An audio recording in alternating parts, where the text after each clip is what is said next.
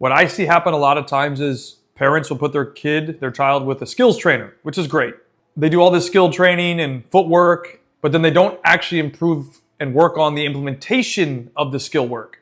Practice 20, 30 minutes of skill work, so scissors, body fakes, footwork, and then go into 1v1. And then apply the footwork that you're practicing into training against an actual opponent.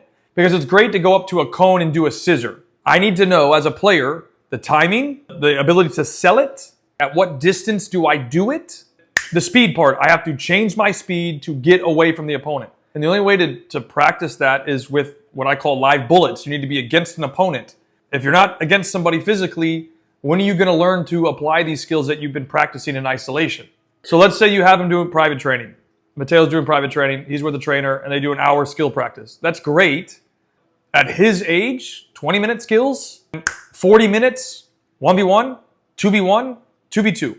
You might have seen the book that I posted before called the Croatian Football Federation Development Curriculum. That book's a gold mine. I've read it. I'm reading it for a fourth time. That book, to me, is worth millions of dollars. I think it's like my brain on steroids. If you look at their methodology for training that they've implemented across the country of Croatia, from U9 to U11, they do not have any training session that is small-sided games that goes above 2 versus 1. So it's either 1v1 or 2v1. When they go to U11 to U13, they go up to 3v2. So up to 13 years old, 1v1, 2v1, up to 3v2. That should trigger a red flag in your mind. Because when I read it the first time, I'm going, now I understand fully how they've gotten to a World Cup final, World Cup semifinal, Nations League final, and produced a Ballon d'Or winner in Luka Modric with 3 to 4 million people.